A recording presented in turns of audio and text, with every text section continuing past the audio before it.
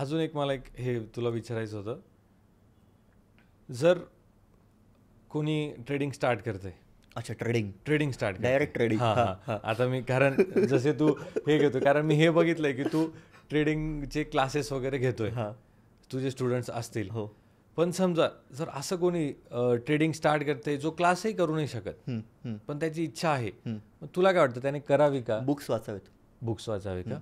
Books वाचावेत. म्हणजे सुरुवात तुमच्यामध्ये कशी बुक? त्याला मी सेम तुला क्वेश्चन विचारतो की एक आहे जो स्टार्ट करतो एकदम स्क्रॅच पासून तो, आणि एक जो आहे की त्याने खूप लॉस बिअर केलेले आहेत. माझ्यावरच टाकतोय तो. तुझ्यावरून मला आवडलं. मग हे दोन जर सिनेरिओ आहेत तर मला कसं तू त्यांना अप्रोच करायला सांगशील? यार हे बघ, पहिली गोष्ट म्हणजे ना, जर पहिलं स्टार्टवाल्यांचं सांगतो, एक जण जो स्टार्ट करतोय तर त्यामध्ये टाईप्स आहेत. ठीक आहे, आता तू तुमच्या फील्डशी पण रिलेट करशील हे. पहिली गोष्ट म्हणजे एखादा दुसऱ्याची लाईफस्टाईल बघून स्टार्ट करत असतो की अरे त्याने गाडी घेतली, किंवा नाही का दुबईला गेला, लाईफस्टाईल. ते पब्लिकचा तू मेंटॅलिटी बघ, ह्यांचा माइंडसेट काय. एखाद्याला पैशाची खूप जास्त गरज असते, डेस्परेशन, तशी पब्लिक. आणि एक असतो ज्याला ॲक्च्युली माहिती आहे तो काय करणार. एकाला एक बिझनेस चालू करायचा, ट्रेडिंग हा एक बिझनेस आहे.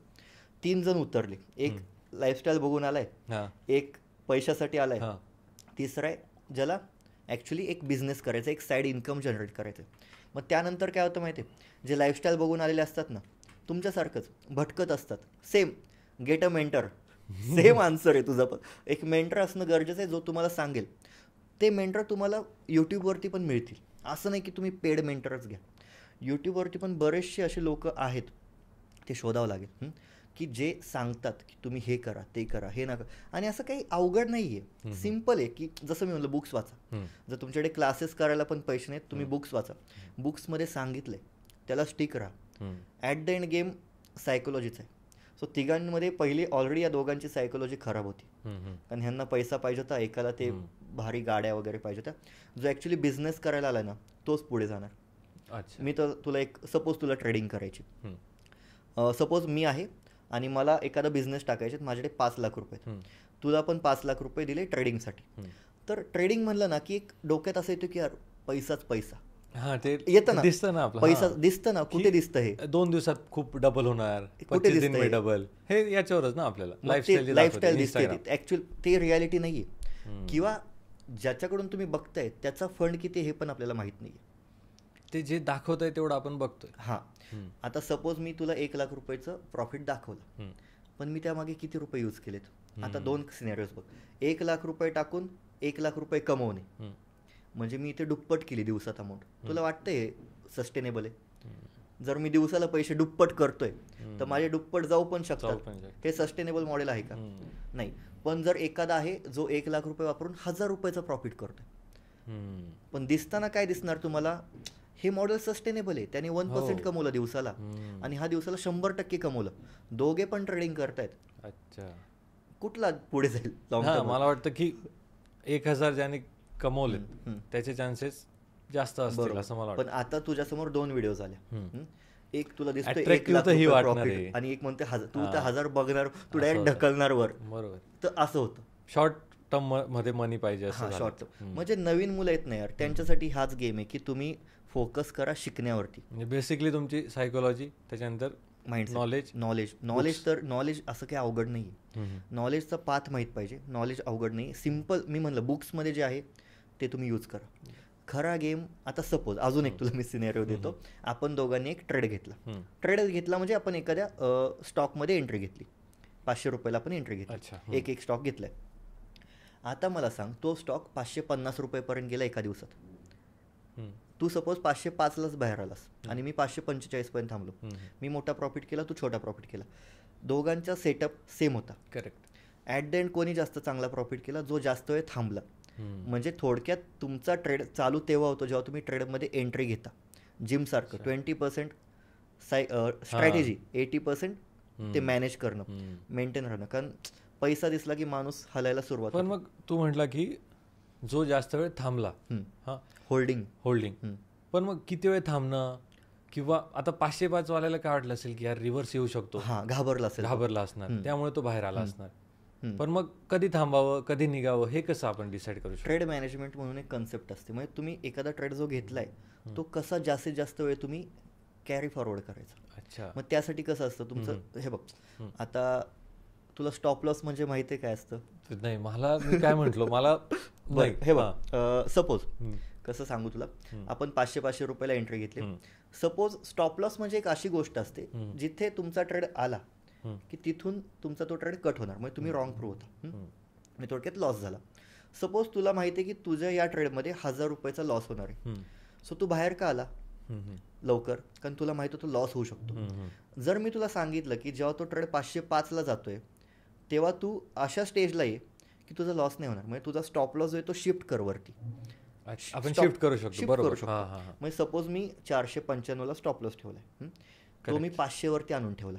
आपण शिफ्ट करायचं. आता माझा लॉस जरी फिरलं मार्केट तरी 0 रुपीज होणार. करेक्ट. आता तुझं वरचं प्रेशर थोडंसं कमी झालं, असं थोडं प्रेशर कमी करत जायचं, एवढंच. करेक्ट. तर हे खूप महत्वाचं आहे. लोकांचा फोकस यावरती नसतो आणि मिसगाईड करणारी लोक खूप असतात. आता दुसरा पॉइंट, जे लोक गिव्ह अप करण्याच्या मार्गावर, म्हणजे ज्यांनी खूप लॉस फेस केलाय की त्यांचे होप्स खूप होते पण डिसअपॉइंट झाले की फक्त लॉस आहे फायनान्शियल इश्यूज हे झाले. होप्स खूप होते.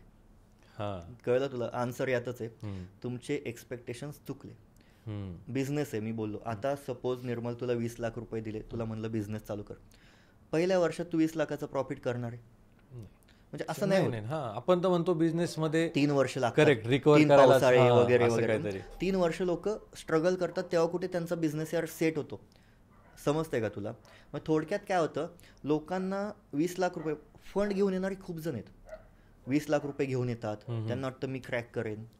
सक्सेस रेशो इथे पण खूप कमी, कारण सायकोलॉजीचा खेळ. पैसा दिसला की माणसाची सायकोलॉजी हलते. मग ते लोक काय करतात, एक तर त्यांचा लॉस झालाय बिकॉज त्यांच्या होप्स जास्त होत्या, एक्सपेक्टेशन्स चुकीचे होते. तुम्ही डबल करायला आला होता, कारण लॉस त्याचाच होणार ज्याची सायकोलॉजी चुकली, होप्स जास्त होते. आता सपोज मी तुला सांगितलं की निर्मल तुझ्याकडे 5 लाख रुपये तू घेऊन ये. 5 लाख तर मिनिमम लागतात कुठलाही बिझनेस आता चालू करायला. म्हणजे ट्रेडिंगसाठी तुला वाटतं की 5 लाख पाहिजेत. जर तू सिरियस असतील तर. शिकायला 10,000 पण खूप झाले, पण तुला त्यातून इन्कम हवाय, इन्कम 5 लाख रुपये. म्हणजे तुम्हाला फुल टाइम, मग काय वाटतं तुला फुल टाइम ट्रेडर एक बनू शकतो का 5 लाख? बॅचलर 5 लाख इनफ आहे. जर तुम्ही फॅमिलीवाला असाल तर तुमच्याकडे बॅकअप पाहिजे. अच्छा. असं नाही वर्कआउट होत तुम्हाला, बऱ्याच गोष्टी असतात. काय वाटतं तुला की ट्रेडिंग ॲज अ करिअर किंवा आता आपण म्हणतो ना 9 to 5 जॉब आहे, त्याचं तेच आहे, तसं असं होऊ शकतं का की 9 to 3 आहे ना वाटतं मार्केटचं कसं टाइम आहे? हा जर क्वेश्चन UPSC मध्ये आला तर तू काय करशील? तर मी असं बघेल यार, कसं माहिती का, 9:15 ते 3:30 मार्केट ओपन असतं. मग ते त्या ड्युरेशन मध्ये कोणी करू शकता की मी फक्त हेच करणार आहे? नाही ना, तसं त्या ड्युरेशन मध्ये तू करू शकतो, पण तेवढा वेळ नाही लागत.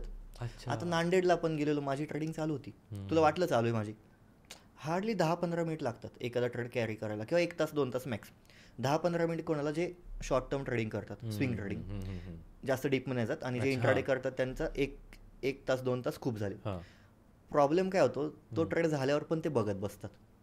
मार्केटमध्ये कसं आहे, ते बुलाते हे मगर जाने का नाही, त्या टाईपचा विषय येतो. तुम्ही बघत राहताय तर अटॅचमेंट होणार, तुम्ही अजून मल्टिपल ट्रेड्स घेणार. सो मला एवढंच सांगायचं आहे, ज्या लोकांचा आत्तापर्यंत लॉस झालाय आणि ते गिव्हअप करण्याच्या फेजमध्ये आहेत, की त्यांना आता वाटतंय, आणि इथे कसं माहिती आहे, काही लोक सुसाईडचा पण विचार करतात. म्हणजे असं मला 1-2दा फोन आला होता की मी माझ्या बायकोचे दागिने गहाण ठेवून मी ट्रेडिंग केली, लॉस केला. मग तुम्ही असं केलंच का ना? मुळात पहिला पॉईंट असा आहे की तुम्ही असं केलं का? मग ते त्या कॅटेगरीमध्ये येतात, डेस्परेशन, त्यांना पैसा पाहिजे क्विक. तेव्हा तुमची सायकोलॉजी, आपण म्हणतो सायकोलॉजी खूप मॅटर करते. जर तुम्ही लॉस केलाय तर तुम्हालाही माहिती आहे तुम्ही 2 गोष्टी केल्यात. एक तर तुमची रिस्क मॅनेजमेंट चुकली. सपोज मी तुला बोललो 5 लाख रुपये तुझ्याकडे आहेत, कळतंय तुला? कळतंय ना? जर सपोज तुझ्याकडे 5 लाख रुपये आहेत आणि तुला मी सांगितलं की निर्मल तुझं काहीही हो दे, तू कितीही वेळा चुकू दे, काही हो दे, तुझे दिवसाचे 5,000 रुपये जाणार आहेत, which is 1% of your whole capital. Correct. तू कम्फर्टेबल राहशील मला वाटते. जर मी तुला सांगितलं की निर्मल तू जरी चुकलास ना, आपण लेट्स अज्युम आपण जाऊन काय होईल, असं जाऊन किती जातील, 1% जाईल. मग जरी 5,000 तुला ॲब्सोल्यूट व्हॅल्यू मध्ये जास्त वाटत असेल तर आपण पकडून चालू 5 लाखाचे 2,500 रुपये जाणार आहेत, म्हणजे 0.50% तच जाणार आहेत तुझे. तर मग हे ना रिस्क मॅनेजमेंट ठरवते की तुमचं लॉस किती होणार हे तुम्ही ठरवायचं असतं डिपेंडिंग ऑन स्टॉप लॉस. हां, ते असतं ते क्वांटिटी वगैरे डिफाईन करायची. म्हणजे तुमची क्वांटिटी ठरवणार की तुमची रिस्क किती आहे या ट्रेडमध्ये, आणि क्वांटिटी ठरवणार आहे तुम्ही स्वतः. त्याचा फॉर्म्युला असतो quantity is equal to risk per trade divided by stop loss. ते सोडून टेक्निकल पण येऊ शकतं UPSC. तर मग विषय काय आहे भाई, तर मग प्रॉब्लेम काय होतो माहिती आहे, जर तुला माहिती आहे की 5 लाखातल्या 2,500 रुपयांचीच रिस्क घ्यायची, जाऊन तुझे 2,500 रुपये जाऊ शकतात, येऊ शकतात किती 2,500, 3,000, 3,500, 5,000, ते आपल्या हातात नाही.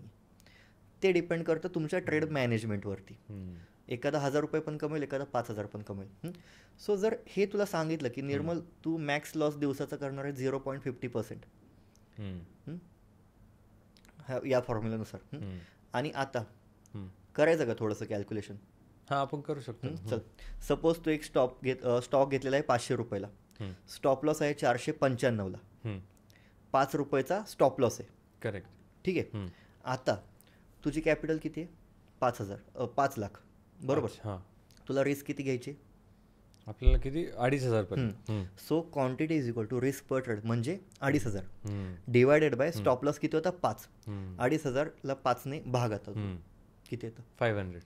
आता जर तू 500च क्वांटिटी घेतली त्या स्टॉकची, तर मला सांग तुझा स्टॉप लॉस हिट झाला, तू चुकीचा ठरला, तू चुकला त्या दिवशी, तर किती रुपये जातात? 500 गुणिले 5चा स्टॉप लॉस किती रुपये जातात? तेच 2,500. हा गेम आहे. सिम्पल, किती सोपं आहे. तुला माहित नाही तरी तुला कळलं. हे लोकांना माहित नाहीये, इतकं बेसिक लोकांना माहित नाही.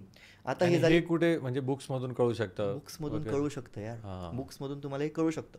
बुक्स पण असे काही इझिली अवेलेबल आहेत मार्केटमध्ये, त्याची लिस्ट पण आपण हवं तर याच्या डिस्क्रिप्शनमध्ये टाकू. येस करू शकतो. तर आता बघा, आता सपोज मी तुला सांगितलं की निर्मल तुला दिवसाला फक्त 1 ट्रेड घ्यायचा आहे, 1 किंवा 2 मॅक्स. तर आता मला सांग, इयरमध्ये ना महिन्यात 20 ट्रेडिंग सेशन्स असतात. ठीक आहे. जर तू सलग 200 दिवस चुकलास, सलग 10 महिने तू चुकत राहिलायस, तर कुठे तुझं अकाउंट उडतंय, तेव्हा कुठे तू जाऊन लॉस करतोयस.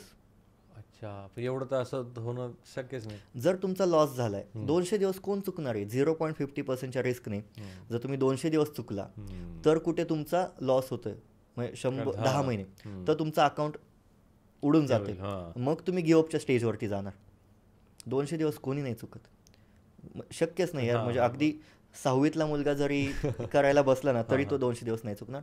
1% नुसार जरी बघितलं तरी मला वाटतं 5 महिने तुम्ही 100 दिवस, 5 महिने तुम्ही सलग चुकणार, तेव्हा कुठे तुमचं कॅपिटल वाईप आउट होणार. म्हणजे यातही डिसिप्लिन हवं. Discipline is the key.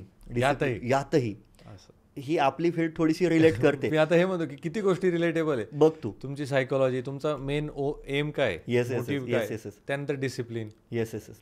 तर मग आता ज्या लोकांचा लॉस झालाय, तर त्यांनी या गोष्टी फॉलो नाहीत केल्या, तर त्यांना मी एवढंच सांगेल. तर तू जर लिस्ट डाऊन केलीस, 2 गोष्टी आल्या. रिस्क मॅनेजमेंट फॉलो करा. फॉर्म्युला सोपा आहे, quantity is equal to risk per trade divided by SL. ठीक आहे, एडिटर टाकेल खाली. आणि दुसरी गोष्ट आहे, ओव्हर ट्रेडिंग करू नका. जे मी सांगितलं 1 ट्रेड घे दिवसाला, हे पण एक मेजर पॉईंट आहे. हा मेजर पॉईंट आहे. लोक ओव्हर ट्रेडिंग करतात निर्मल, म्हणजे लॉस झाला तर रिकव्हर करू. Revenge trading. लूप उडू. अरे मी असं पण पाहिलंय, आहे ना तुझ्याकडे वेळ? हो.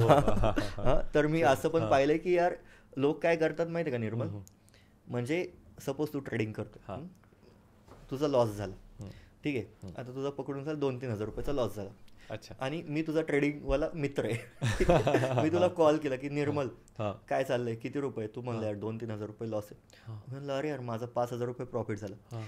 ते तुला खाणार, ट्रिगर कर, यार याचा कसं झाला, मग तू चालू होणार आणि तू एका दिवसात उडवून टाकतो. ऑलरेडी आपण डिस्टर्ब आहे, रॉंग डिसिजन होतात, लूप. तेच खूप घाण. मग हे काय, 2 बाजू आहेत या ट्रेडिंगच्या. एक लाईफ बनवू शकते आणि एक लाईफ डिस्ट्रॉय करू शकते.